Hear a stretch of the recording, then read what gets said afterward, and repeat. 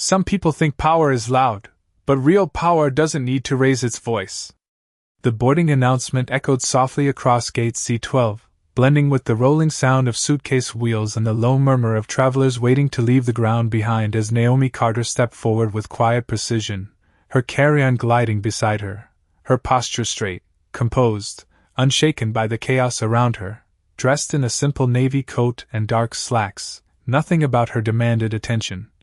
And yet something about her presence held it anyway, like a calm center in the middle of a storm that hadn't arrived yet, her eyes scanning once, not nervously, but deliberately, as if she was measuring more than just distance to the gate, as if every movement, every second mattered in ways no one else could see.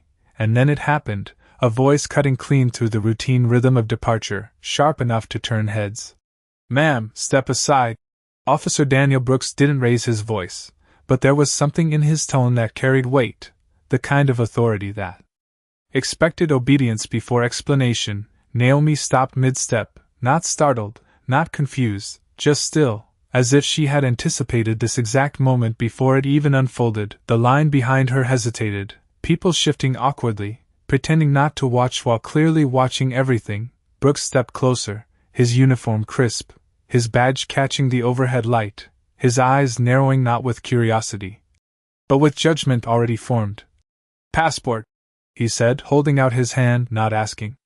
Taking, Naomi handed it over without a word, her fingers steady, her face unreadable, and for a brief second, their eyes met, his filled with quiet suspicion, hers with something far more controlled, something deeper, something that didn't need to prove itself. The air between them tightened, subtle but undeniable, like the moment before a storm breaks. Brooks flipped open the passport, scanning quickly, too quickly, his brow tightening as if the information didn't match the story he had already written in his head. "You traveling alone?" he asked, but the question wasn't about travel, it was about belonging, about whether she fit into the version of this space he believed in. Naomi didn't respond immediately, and that silence stretched just long enough to make the people nearby shift uncomfortably, her gaze never leaving his, not confrontational, not submissive, just steady, as if she was allowing him to play out a script she had seen too many times before. A nearby agent glanced over, then looked away, unsure. A radio somewhere crackled faintly, unnoticed by most, but not by her, never by her. Brooks exhaled through his nose, his grip tightening slightly on the passport. "I'm going to need you to come with me," he said, more firmly now, more certain, as if doubling down made him right. A few passengers leaned closer, drawn in despite themselves, because something about this didn't feel routine anymore. Naomi tilted her head just slightly, not in defiance, but in quiet acknowledgement, like she understood exactly where this was going and had already decided how it would end. She stepped aside. As instructed, the line moving around her, life continuing as if nothing had changed, but everything had, because in that small space between authority and truth, something invisible had already begun to shift, something Brooks couldn't see yet, something no one there could see yet, but Naomi could, and as she stood there, calm in the center of growing tension, one question hung silently in the air, not from her, not from him, but from the moment itself. What happens when the person you stop isn't the one being tested, but the one doing the testing all along? Naomi followed without hesitation, her steps measured, her expression unchanged as Officer Brooks guided her a few feet away from the boarding line toward a narrow space beside the gate counter where the bright overhead lights felt harsher and the silence felt heavier, not because it was quiet but because every sound seemed to carry weight, the distant hum of jet engines, the soft beeping of scanners, the faint echo of a boarding announcement repeating for a flight that was still waiting on her. Brooks positioned himself in front of her, blocking her view of the jet bridge as if that alone established control, his posture rigid, his jaw set, the kind of stance that came from years of believing authority was something you showed, something you projected outward.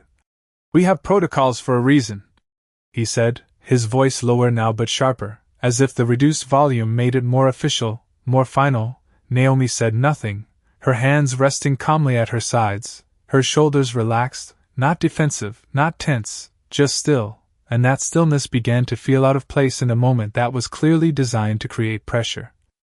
Brooks glanced down again at her passport, then back up at her, searching for something that matched the suspicion already forming in his mind, something that justified the interruption.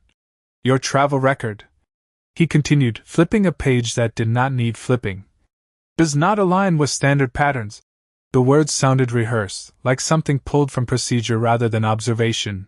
Naomi tilted her head slightly, her eyes following his movements with quiet precision, not challenging, not questioning, just watching, as if every second mattered in a way he could not understand. Behind them, a gate agent hesitated, fingers hovering over a keyboard, unsure whether to intervene or remain invisible. Another officer further down the terminal glanced over briefly, then returned to his post, the system continuing as it always did, unaware that something within it was beginning to shift. Brooks exhaled slowly, his patience thinning not because of resistance, but because of the lack of it.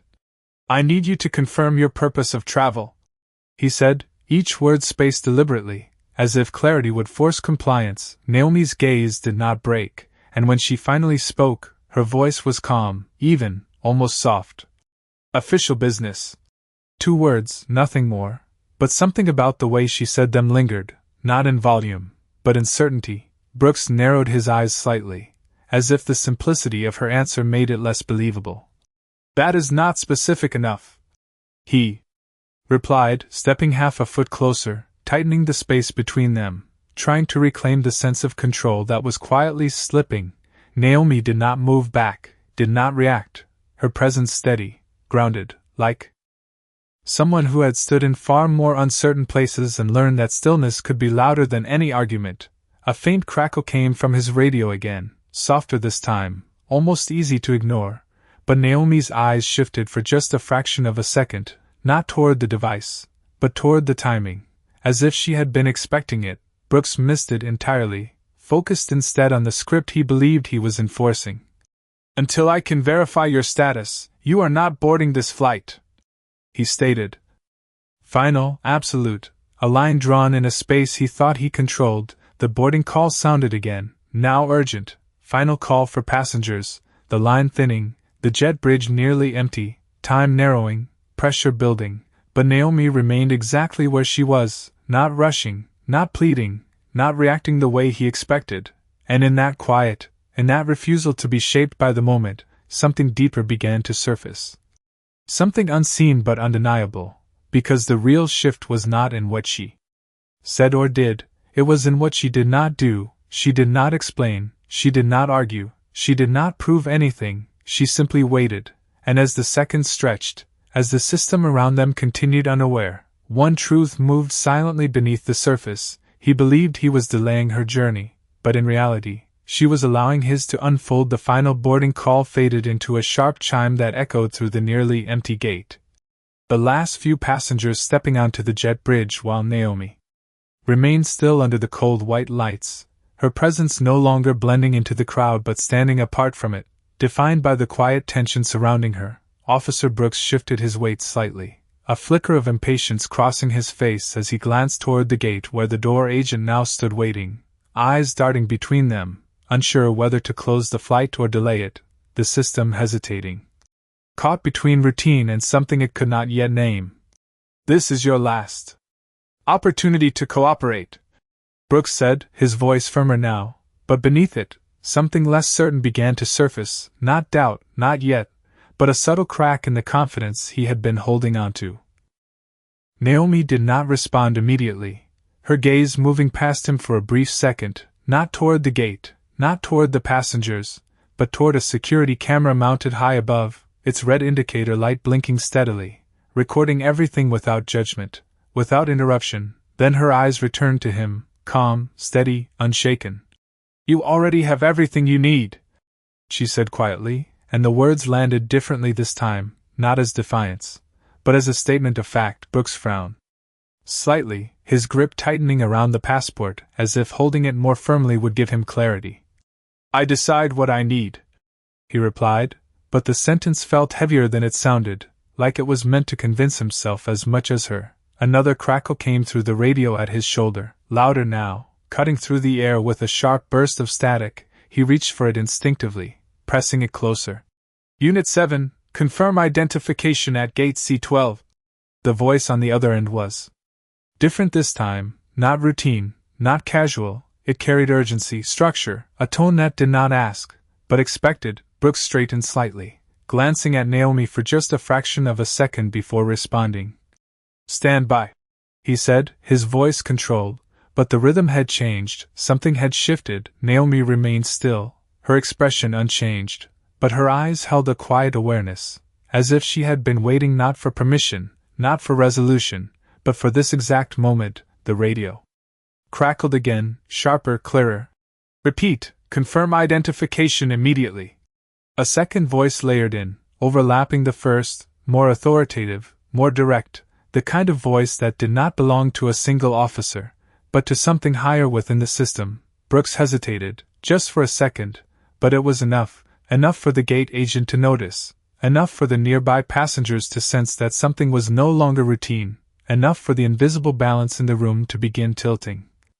He looked back down at the passport, this time slower, more deliberate, as if the answers might appear if he just looked hard enough. Naomi watched him, not with pressure, not with expectation, but with a calm that felt almost out of place in the rising tension, because while he searched for confirmation, she already knew the outcome. The radio went silent for half a second, a pause that felt longer than it was, and then the voice returned, clear, unmistakable. All units hold position. The words landed like a quiet command across the space, not loud, not dramatic, but absolute. Brooks froze for a fraction of a second, his hand still gripping the radio, his eyes lifting slowly to meet Naomi's.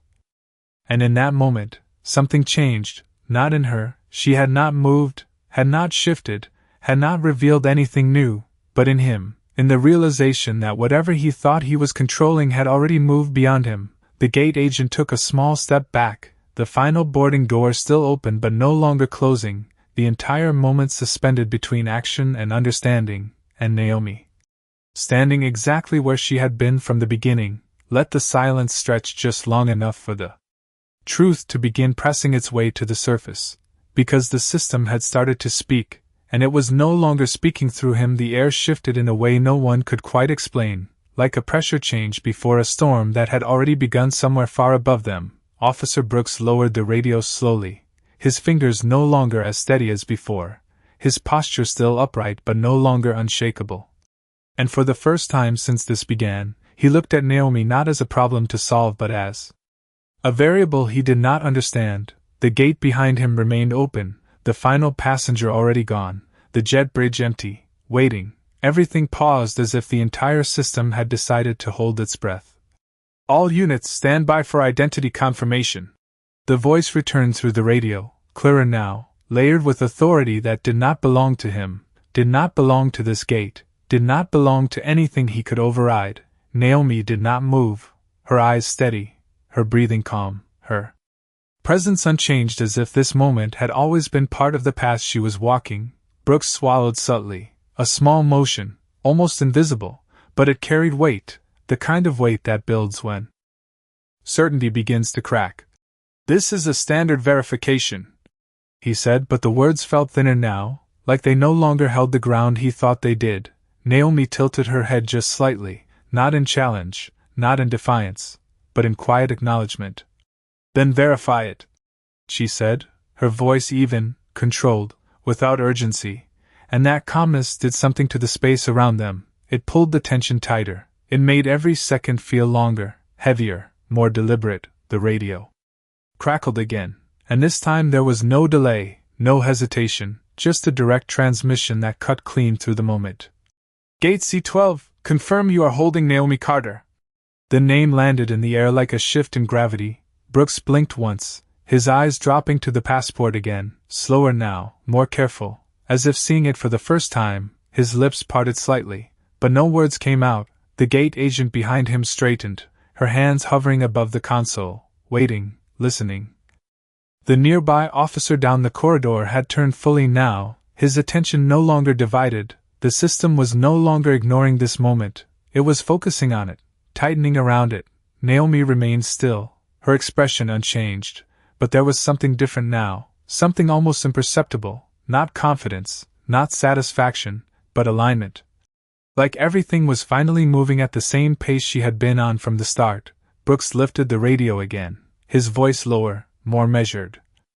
"Confirming," he said, and for the first time, he was not leading the exchange, he was responding to it. A pause followed, not long, but long enough to stretch across every pair of eyes still watching, long enough to let the weight of that name settle into the space, long enough for the moment to begin rewriting itself, and then the response came, steady, precise, undeniable. "Hold position, do not release, senior clearance en route." Brooks froze, just for a fraction of a second, but it was enough for the illusion of control to slip, enough for the realization to begin forming that whatever this was, it was bigger than him, bigger than the gate, bigger than the decision he thought he was making. Naomi finally shifted her weight slightly, not stepping forward, not stepping back, just adjusting, as if preparing for what came next, her eyes still locked on his, calm, unwavering, and in that silence, in that suspended moment where authority was no longer where it used to be, one truth began to rise quietly to the surface. He thought he had stopped her at the gate. But the gate had just become the place where everything would be revealed. The seconds stretched in a way that made time feel uneven, like each moment was being pulled longer than it should, and yet everything around them continued to move just enough to remind them that this was still a functioning system. The hum of the terminal, the distant roll of luggage wheels, the low murmur of voices from neighboring gates. But here at gate C12, the air had shifted into something heavier, something focused. Officer Brooks stood straighter now. But the firmness in his posture no longer carried the same certainty. It felt practiced, maintained, like something he was holding on to rather than something he truly owned. His eyes flicked briefly toward the corridor beyond the gate, then back to Naomi, as if expecting something to appear, someone to step in, something to confirm that he was still in control of the situation. Naomi remained exactly where she was, calm, composed, her presence untouched by the tension building around her. Her silence no longer passive but deliberate, like she understood that every second that passed was doing more than any words could. The radio in Brooks' hand remained quiet now, but that silence was different from before. It was not empty, it was waiting, charged, like a signal paused just before transmission. The gate agent shifted her weight again, her fingers tapping lightly against the counter, not out of impatience but uncertainty, her eyes moving between Brooks and Naomi. Sensing that whatever was unfolding was no longer routine, a shadow moved at the far end of the corridor, subtle at first, barely noticeable, but then more defined, a figure approaching with steady, unhurried steps, not rushing, not reacting, but moving with the kind of purpose that did not need to announce itself. Brooks saw it too, his gaze locking onto the approaching presence, his grip tightening slightly around the passport as if bracing for confirmation or contradiction. Naomi did not turn, did not look, she did not need to. Her stillness suggested she already knew. The figure came closer, now visible under the overhead lights, dressed in a dark suit, posture precise. Eyes scanning once before settling on the scene ahead. There was no hesitation in the way he moved, no questioning in his steps, and that alone began to shift the balance of the moment. Brooks straightened further, instinctively adjusting his stance as the man approached, the authority in his posture returning, but now it felt reactive rather than natural. "We are in the middle of a verification," Brooks said, his voice measured, controlled, as if establishing the boundaries of his role before anything else could redefine them. The man did not respond immediately, his gaze moving briefly to Naomi, then back to Brooks, not dismissive, not confrontational, but assessing, calculating, like he was confirming something already known rather than discovering something new. The silence between them lasted just long enough to make the surrounding space feel smaller, tighter, more contained, and then the man spoke, his voice calm, even, but carrying a weight that did not need to rise in volume. "That will no longer be necessary." The words landed with quiet finality, not loud, not forceful, but absolute. Brooks blinked once, the statement cutting through the structure he had been holding onto. "I have not completed," he began, but the man raised a hand slightly, not abruptly, just enough to pause the sentence before it could continue. Not an interruption, but a correction. Naomi's eyes lifted just a fraction, her expression unchanged, But there was a subtle shift now, something almost imperceptible, like a moment aligning with its outcome. The man reached into his jacket, retrieving a badge. Holding it just long enough for Brooks to see, not for show, not for emphasis, just for confirmation. Brooks' eyes dropped to it, scanning, processing, recalibrating, and in that brief moment, the structure of authority he had been standing on shifted beneath him, not collapsing, but moving, repositioning, revealing something larger, something higher, something he had not accounted for. Naomi remained still, her presence steady, her silence intact, and as the weight of that badge settled into the moment, one truth became impossible to ignore: this was never about whether she belonged at the gate. It was about whether he understood who had already moved beyond it. The badge disappeared back into the man's jacket as quickly as it had appeared, but its presence lingered in the air like a shift no one could undo. Officer Brooks did not move for a moment, his eyes still fixed on the space where the identification had been, as if trying to process what he had just seen, not the badge itself, but what it represented, something above procedure, above assumption, above the quiet certainty he had relied on just minutes before. The man stepped slightly to the side, not blocking Brooks, not confronting him, but repositioning the moment, subtly redefining where authority now stood. "You have held her long enough," he said calmly, his tone not sharp, not raised, but carrying a finality that did not invite debate. Brooks inhaled slowly, his grip on the passport loosening just enough to be noticeable, his posture still upright, still composed, but no longer anchored in the same way. He looked at Naomi again, really looked this time, not scanning, not judging, but searching for something he had missed, something that had been there all along but never fit into the frame he had created. Naomi met his gaze without resistance, without triumph, just steady, present, unchanged, as if none of this had altered who she was or what she was there to do. The silence between them was no longer tense, it was revealing, the kind of silence that follows realization. Brooks cleared his throat slightly, a small sound, but one that broke the rhythm he had been holding. "If there has been a misunderstanding," he began, the words forming carefully, chosen with more attention than before, but they did not carry the same weight as his earlier statements, because now they were not built on certainty, they were built on adjustment. Naomi did not interrupt, did not correct, she simply listened, allowing the moment to unfold in its own time. The man beside her glanced briefly toward the gate, then back at Brooks. "There is no misunderstanding," he said quietly, and the simplicity of that sentence carried more authority than anything said before. Brooks nodded once, almost automatically, his hand lowering slightly, the passport still in his grip, but no longer held with control, more like something waiting to be returned. The gate agent behind them exhaled softly, a breath she had been holding without realizing it, her hands moving again across the console, preparing, adjusting, responding to the shift that had just taken place, the system correcting itself. Naomi extended her hand, not abruptly, not demanding, just a natural motion. And Brooks hesitated for the briefest moment before placing the passport back into her grasp. Their fingers did not touch, but the exchange carried weight, a transfer not just of an object, but of understanding. Naomi nodded slightly, not as acknowledgement of him, but of the moment, of what had just been set into motion. The man beside her stepped back half a pace, giving her space, not leading, not guiding, but aligning, and for the first time since this began, Naomi shifted forward, her steps calm, measured, directed toward the gate that had remained open, waiting. Brooks watched her move, his expression no longer rigid, no longer certain, but not defensive either, something quieter, something more reflective, the kind of look that comes when a moment does not just pass, but stays, reshaping what comes after. The radio at his shoulder crackled once more, but he did not reach for it immediately, his attention still fixed on Naomi as she approached the gate, the boarding area silent now, every movement clear, deliberate. The final seconds before departure stretching just enough to hold everything that had just happened.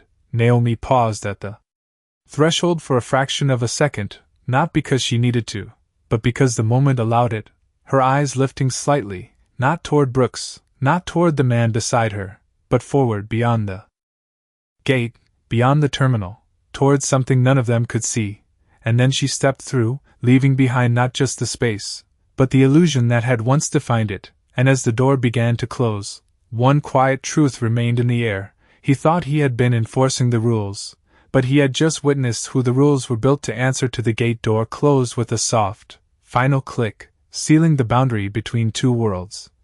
One that continued forward at 30,000 feet and one that remained grounded in a moment that had not fully settled. Officer Brooks stood where he was, his posture no longer rigid but not entirely relaxed either, as if his body had not yet decided how to exist after what had just unfolded. The terminal noise slowly returned to its normal rhythm, announcements resumed, footsteps echoed, conversations picked back up, but for him, everything sounded slightly distant. Like it was happening behind a layer he could not quite push through. The man in the dark suit remained beside him for a moment longer, his presence steady, composed. Then he adjusted his jacket subtly and turned his attention fully to Brooks, not with accusation, not with anger, but with something far more precise: evaluation. "You followed your instinct," he said calmly, his voice even, measured, the kind of tone that did not need to raise itself to be heard. Brooks nodded once, though the motion felt heavier than it should have, as if agreement did not come as easily as before. "Yes, sir," he replied, but there was hesitation in it now, not uncertainty, but awareness, the kind that lingers after a line has been crossed without realizing it. The man studied him for a brief second, then spoke again. "Instinct is useful, but it must be informed." The words were simple, but they carried weight, not as criticism, but as correction. Brooks exhaled slowly, his gaze shifting briefly toward the now closed gate, as if trying to follow the path Naomi had taken, but there was nothing to see, nothing to confirm, only the quiet understanding that she had already moved far beyond this moment long before he recognized it. Was she? He started, then paused, searching for the right way to ask a question he was not supposed to need answered. The man did not wait for the full sentence.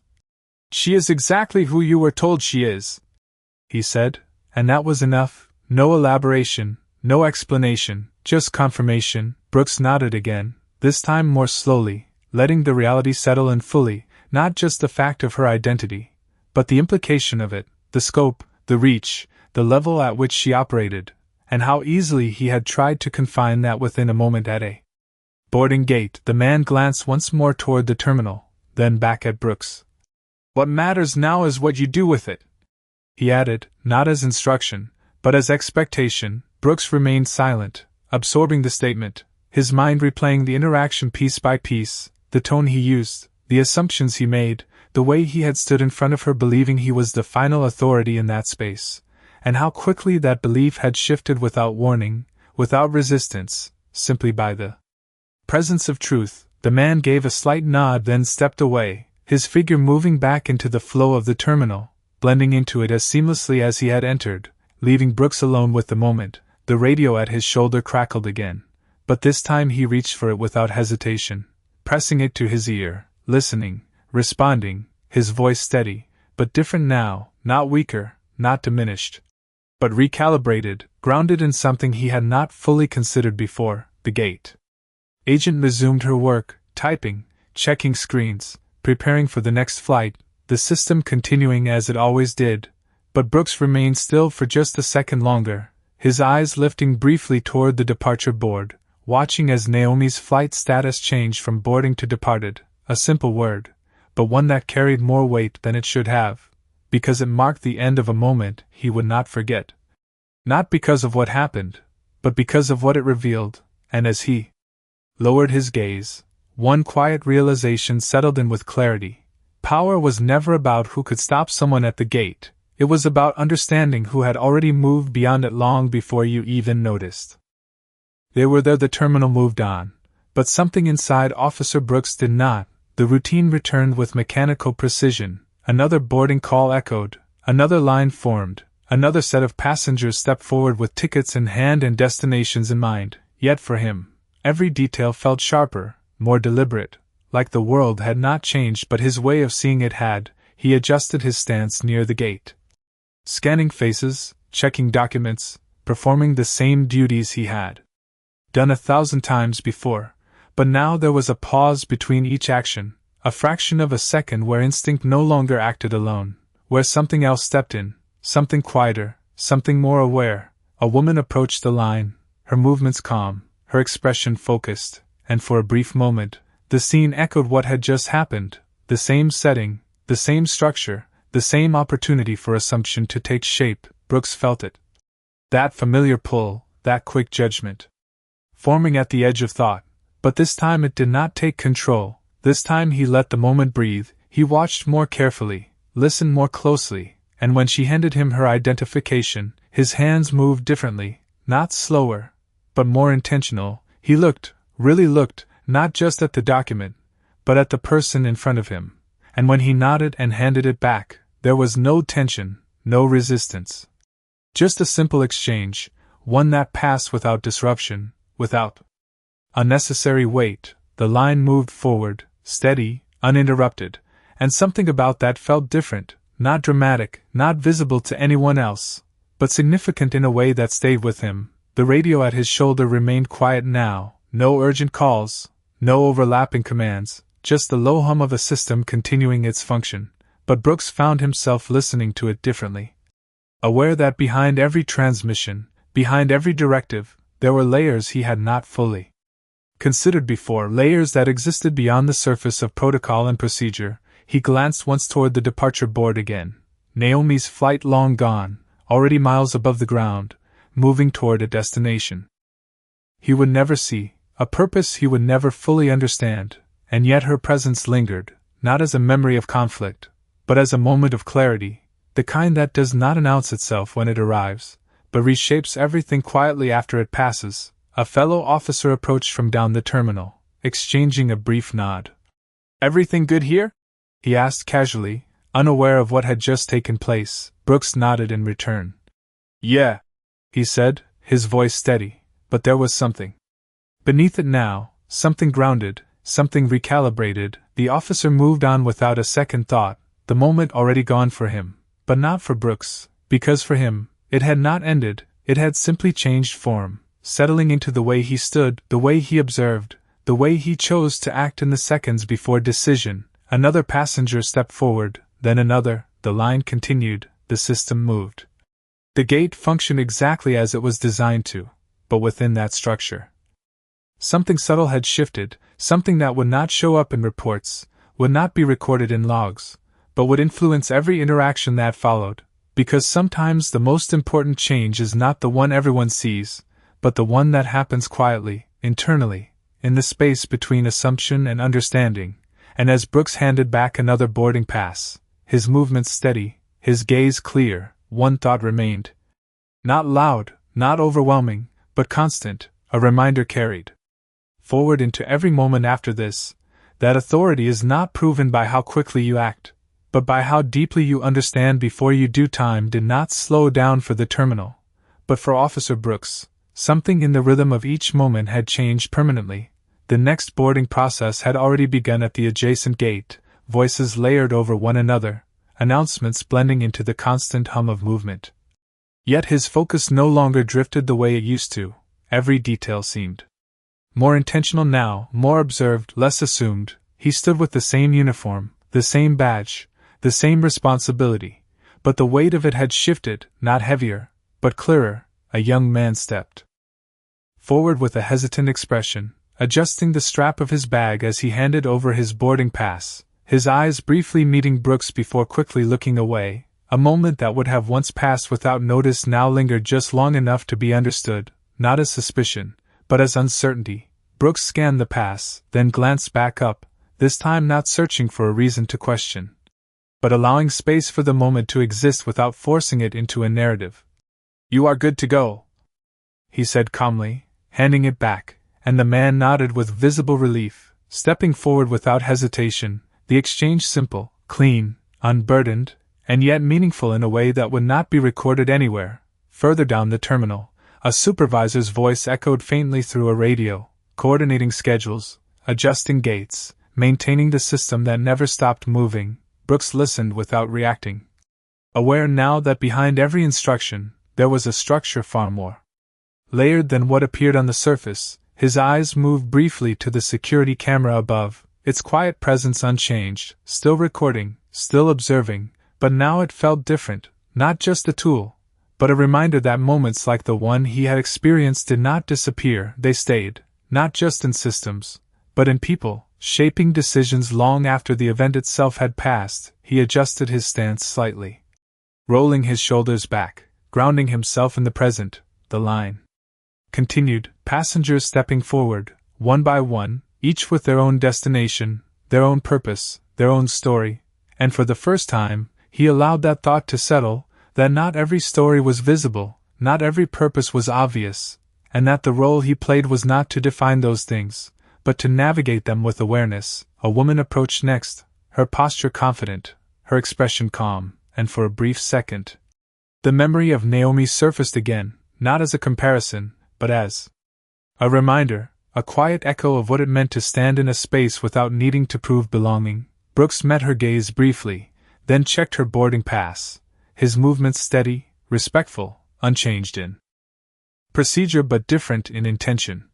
"Have a good flight," he said, and she nodded, moving forward without pause, the system working exactly as it should, but now guided by something more refined, more deliberate. The radio crackled again, a routine update, a gate change across the terminal, nothing urgent, nothing significant, and yet Brooks responded with clarity, his voice aligned, his tone balanced, no longer driven by assumption but by awareness. The shift was subtle, invisible to those around him, but it was there, woven into every action, every decision, every second before he spoke, and as the lines slowly diminished, the final passengers stepping through, the gate preparing to close once again, Brooks glanced one last time toward the departure board, not searching for confirmation, not expecting anything, just acknowledging the flow of movement that continued beyond his reach, beyond his control.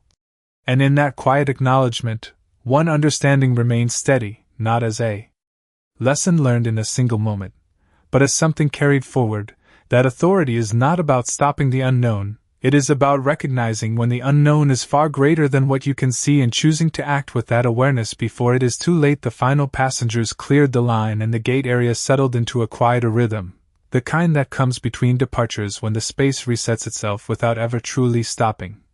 Officer Brooks stepped slightly to the side, his shift not over but his pace momentarily slowed, his eyes scanning the now half-empty seating area where a few travelers waited for later flights, some checking their phones, others staring out at the runway where planes moved with quiet precision. He watched them differently now, not as a pattern to control, but as individual moments unfolding within a larger system he no longer assumed he fully understood. The overhead screen flickered as updates rolled through, destinations changing, times adjusting, everything fluid, everything moving, and for a brief second, his reflection appeared faintly in the glass of the display, his uniform, his badge, his posture, all still the same, but the way he stood within it had shifted, not visibly, not dramatically, but in a way that altered every decision before it was made. A soft chime sounded from his radio, not urgent, just a routine check-in. He responded clearly, his tone measured, grounded, no longer driven by the need to assert control, but by the responsibility to carry it correctly. A maintenance worker passed by pushing a cart, nodding briefly. Brooks returned the nod without hesitation, small interactions now carrying more awareness than before, because nothing felt as automatic as it once had. Everything required presence, a choice, a second of understanding before action. He walked a few steps along the gate area, not leaving his post, but expanding his view, noticing details he had overlooked before, the way a mother reassured her child before boarding, the way a man adjusted his tie before checking his ticket. The quiet tension and quiet hope that traveled with each person, stories that never spoke but were always there. And he realized how easily those stories could be misread, how quickly a moment could be defined without understanding what stood behind it. He stopped near the window overlooking the tarmac, watching as a plane taxied slowly toward the runway, its lights steady, its path clear, guided by systems far beyond what could be seen from where he stood, and something about that felt familiar, not in what it showed, but in what it implied. That movement does not always reveal purpose, and purpose does not always need to be visible to be real. His radio remained quiet again, the terminal continuing its rhythm, But inside that rhythm, his role had shifted, not in title, not in authority, but in perception. In the space between reaction and understanding, another officer approached briefly, exchanging a few words about the next incoming flight, routine coordination, nothing unusual. Brooks responded with clarity, his focus present, his decisions steady, but now guided by something deeper than protocol alone. When the officer moved on, Brooks remained where he was, his gaze returning once more to the departure board, not searching, not expecting, just observing, letting the movement of names and destinations pass without needing to define them.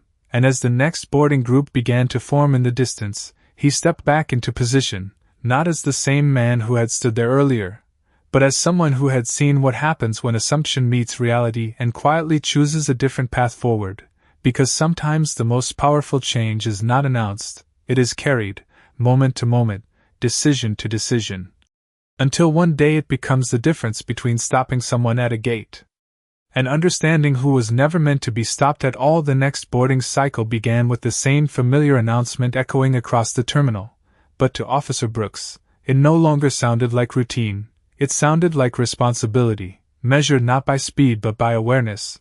The line formed again, passengers stepping forward with quiet urgency, each carrying places to be and reasons that could not be seen.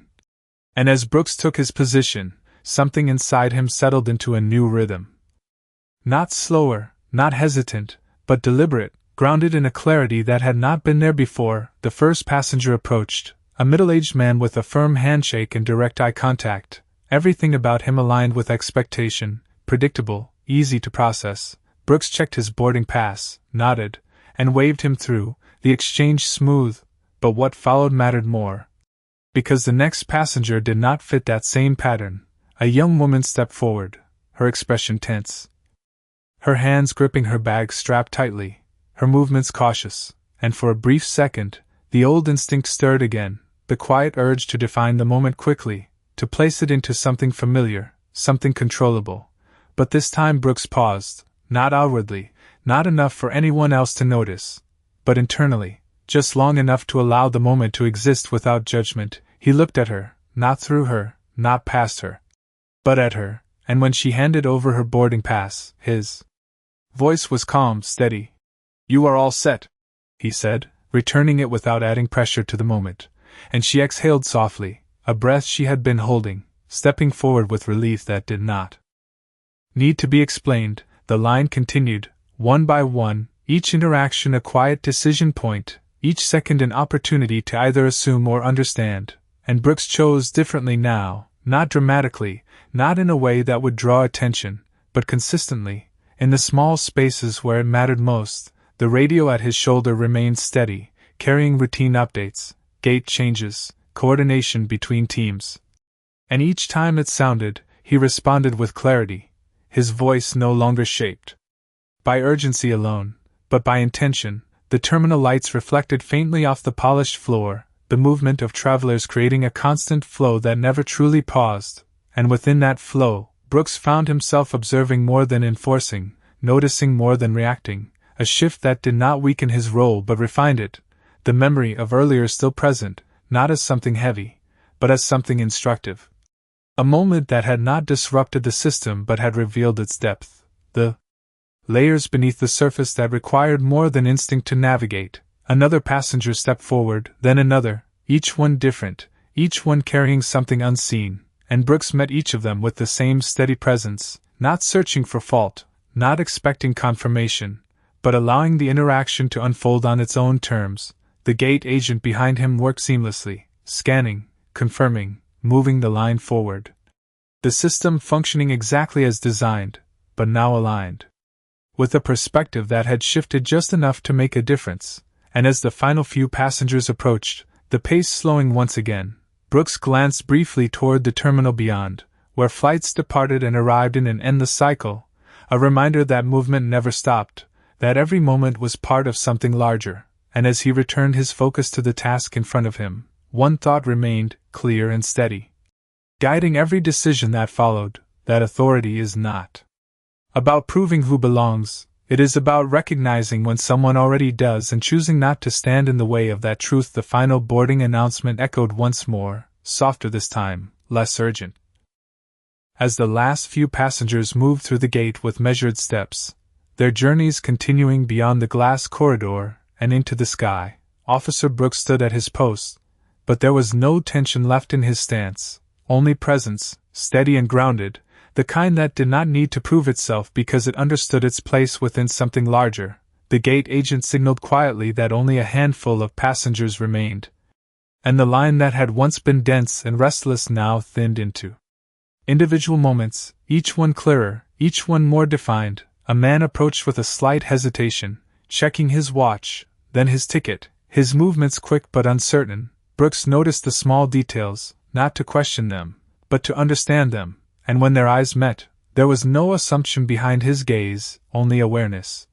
"You are good to go," he said, handing back the ticket, and the man nodded with a brief smile, stepping forward without delay, the exchange simple, but different.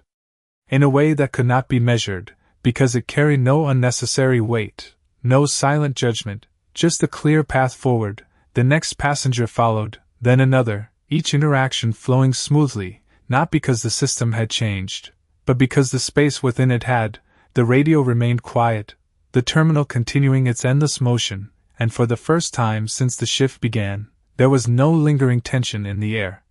Only clarity, the kind that settles in after understanding replaces assumption. Brooks glanced briefly toward the security camera above, its steady light blinking, capturing the moment without bias, without interpretation, just recording what was, and that alone felt significant, because not everything needed to be explained to be understood. Sometimes it only needed to be seen clearly. The final passenger approached, a quiet figure moving with purpose, boarding pass in hand.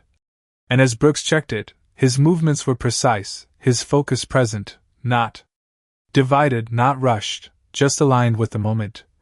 "You are all set," he said once more, and the passenger stepped forward, disappearing into the jet bridge as the gate agent prepared to close the door. The soft mechanical sound echoed as the entryway sealed, marking the end of another cycle, another departure, another moment moving beyond his reach. Brooks stepped back slightly, his eyes lifting toward the departure board as the status changed, the word final replaced by departed, and though it was routine, it felt different now, not just an update, but a quiet acknowledgement of movement, of continuation, of paths crossing and separating without needing explanation. He adjusted his posture, not correcting it, but settling into it, comfortable in a role that no longer relied on assumption to function. A fellow officer passed by again, offering a quick nod, and Brooks returned it without hesitation, his expression calm, composed, reflective in a way that did not linger outwardly but remained within, shaping the next moment before it arrived. The terminal lights flickered slightly as the system recalibrated for the next flight, the next group, the next sequence of interactions, and Brooks stepped forward once more, ready, not just to manage the flow, but to understand it, because what had changed was not the job, not the system, not the structure of authority, but the way he chose to carry it. And as he stood there, watching the next line begin to form, one quiet truth remained, steady and unshaken, that real authority is not defined by how firmly you hold the line, but by how wisely you know when to let it open. The terminal lights dimmed slightly as evening settled in. Not enough to change the pace, but enough to soften the edges of a day that had already left its mark. Officer Brooks remained at his post, the flow of passengers continuing as it always did, but for him, the day no longer felt like a sequence of routine tasks. It felt like a series of moments that had quietly reshaped something deeper, something lasting. The next boarding call echoed, familiar, steady. And he stepped forward once more, not out of habit, but with intention. The line formed. People moving forward with their own destinations, their own reasons, their own unseen stories, and Brooks met each of them with the same calm presence, not searching for problems, not expecting confirmation, but allowing each interaction to stand on its own. A father lifted his child slightly as they approached, the child looking around with wide eyes, curious, unaware of the systems guiding their path. Brooks offered a small nod, checking their boarding passes, his voice even.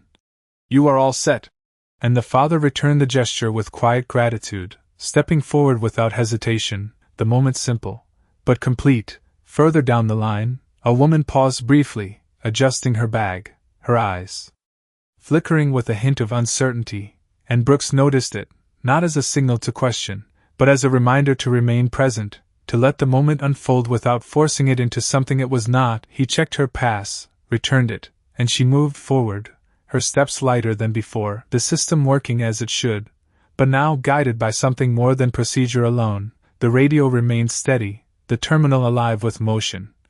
And yet within that motion, Brooks carried a stillness that did not slow him down but centered him, the memory of earlier no longer sharp, no longer immediate, but integrated, part of the way he saw, part of the way he chose to act, not as a correction, but as a foundation, a quiet shift that no one else needed to see to be real. The final passengers approached, the gate agent preparing once again to close the door, the cycle repeating, but never truly the same.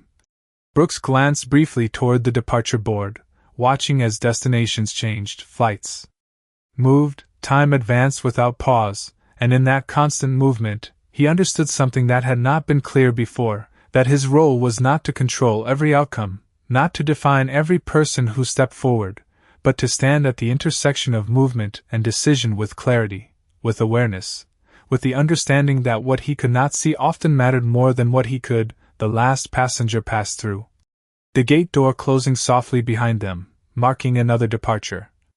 Another moment completed, Brooks stepped back slightly, his posture relaxed but steady, his gaze lifting toward the terminal beyond, where new lines were already forming, new journeys beginning, and as he returned to his position, ready for the next moment, the next decision, the next unseen story, one quiet truth remained, not as a lesson to remember, but as something he had become, that he once thought he stood at the gate to decide who could pass.